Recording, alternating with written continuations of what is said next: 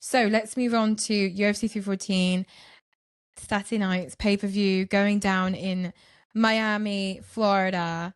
I cannot wait for this card, guys. I was so excited when this fight card was announced and all these fights came together.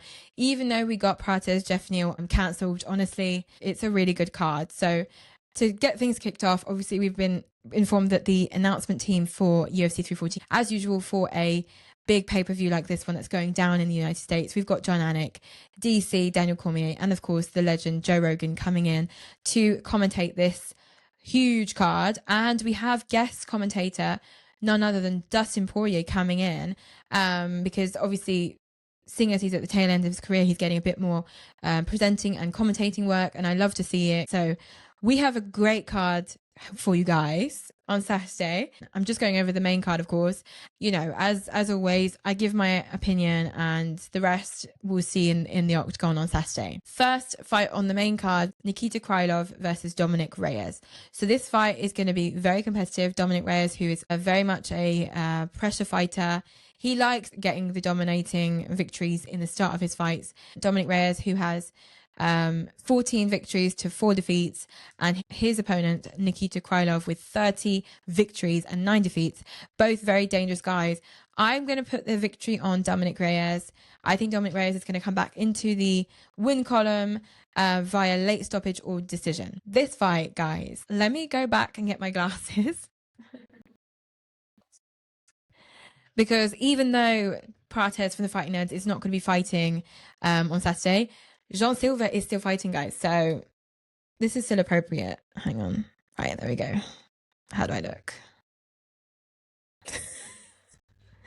We have, of course, the one and only Jean Silva, who is going to be fighting the one and only Bryce Mitchell. This is going to be an insane fight.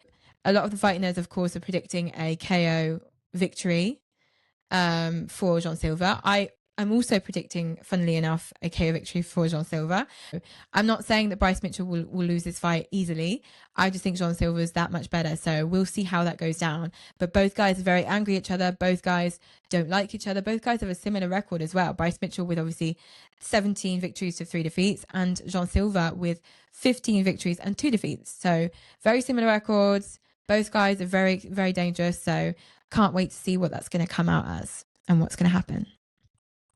Going to remove these now. Right, so we have the newcomer Patricio Pitbull coming from Bellator, the newly signed featherweight contender, coming into the UFC with a very dangerous opponent in Yaya Rodriguez. This is not going to be an easy fight for Pitbull. I think that he's a very dangerous opponent. He's at the tail end of his career at 37 years old, and most featherweight fighters don't usually go up to 45 years old. So I think he's at the tail end of his career. Great time to come to the UFC. It was now or never. Yaya Rodriguez, of course, he's a bit of a floating boat at the moment in the featherweight division because he's been knocked out by quite a few of the top 5 of the UFC featherweight division. It's really important for him to win this fight on Saturday night because he doesn't want to be knocked out of his place in the featherweight division to someone who's just coming in new to the division. So let's hope for Yaya Rodriguez that he's able to do himself justice on Saturday night. Either way, I personally think that Pitbull might get the victory here, but I've not seen him against UFC level competition. I think it's likely he'll make himself a nice spot in the featherweight division and be a very dangerous competitor for the other contenders. But that being said, I'm going to go for Yaya Rodriguez. I'm going to go for the homeboy, Yaya Rodriguez. Homeboy not at all, but homeboy is in the original UFC boy compared to Pitbull. And I think that Yaya will get the decision win for this fight. On to the co-main of this evening, and probably the fight that I'm even more excited than John Silva versus Bryce Mitchell. I'm going to be honest with you. I met Mr. Paddy Pimblett in London for UFC London the 22nd of March.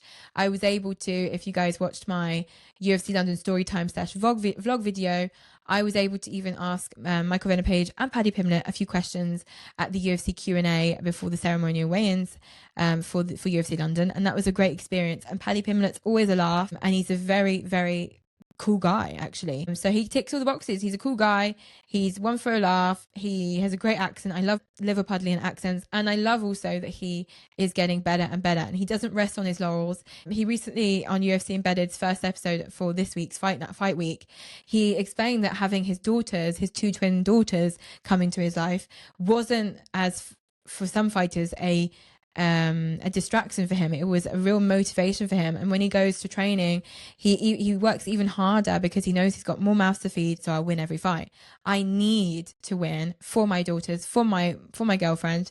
And this is giving me another boost. So now he says that training is what drives him every day for his daughters and to improve his fighting skills. So I think we're going to see a Paddy Pimblett that's much more skilled, even more skilled than we last saw him against Bobby Green when he submitted him in the first round. Paddy Pimblett going up against Michael Chandler. This is a great challenge for Paddy, but it's a big risk.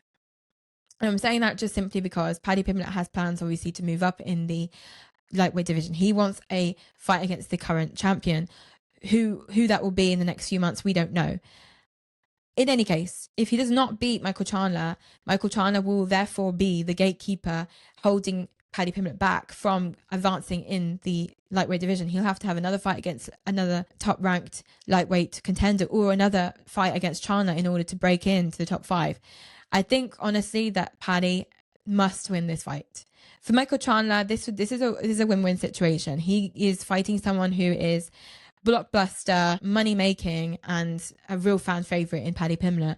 And this fight in any way will be a banger. This will be one for the books. And we know Michael Chandler is one that puts on a show. He knows he's going to put on a show for the fans, as he usually does. We last saw him against Charles Oliveira, where he lost via decision, but believe you me, that was one of the most entertaining fights on the card. And I think this will be the same thing. Co-main event again. Michael Chandler, I think, will lose this fight. I think Paddy Pimblett will win via decision or a late stoppage via submission, honestly. That's my prediction for this fight. This could be a fight of a night contender even before we've seen this fight. So let's just say that we don't know what's going to happen. But in any case, this is going to be a banger. Cannot wait. So there we have it, guys. We're at the final fight of the UFC 314 card. The main event, Alexander Volkanovski versus Diego Lopez. This fight is, of course, for the vacated, undisputed UFC featherweight title, and this is going to be a very interesting fight. Both guys with insane skills and fight IQ. There's no one with more fight IQ than Alexander Volkanovski, apart from Mighty Mouse, in my opinion, honestly. And some other fighters you can name if you want, but Alexander Volkanovski is really a very skilled fighter. This guy, honestly, Alexander Volkanovski is one of my favorite fighters, and there's many reasons for it. I personally love Diego Lopez as well. I think he's a really dynamic fighter. He has currently 26 victories to 6 defeats on his record, to, of course, Alexander Volkanovski's 26 victories also, but 4 defeats on his record. So he's almost got the same record, almost the same record exactly. So these guys, one of them's going up to 27, one of them's staying at 26. That's one thing that we can be sure about. The only thing that we can be sure about before seeing this fight go down. But I truly believe that Alexander Volkanovski will get his featherweight title back. He is very much determined that this fight, as any fight, will be just a small part of his next title reign. He will get this belt back on Saturday night. That's my opinion. And of course, I'm with Alexander Volkanovski, who believes strongly that he will also win this fight. Diego Lopez, on the other hand, believes that this is his moment. This is my time now. I can win a fight against someone like a former champion like Alexander Volkanovski.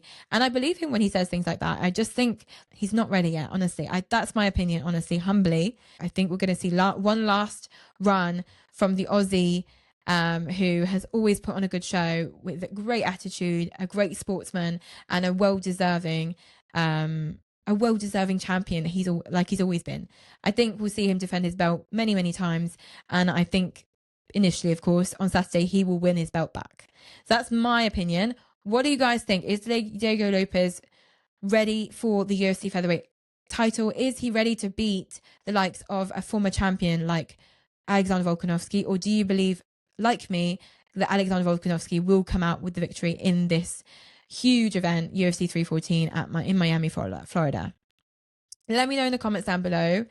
Thanks again for listening and watching my podcast. If you have any comments to give me on this Podcast. Let me know in the comments down below. Like, comment, subscribe as usual. And yeah, now we just have to wait until Saturday. That's the hard part. The easy part's over. My podcast is filmed. You guys are watching it or listening to it. The hard part is waiting until Saturday to see this amazing card unfold. Let me know what you thought of UFC Vegas versus Emma. Let me know what you thought of all the fight news that I brought to you this at the start of this podcast. And yeah, we'll see each other again next week. And until then, have a nice weekend and a nice fight week. Bye.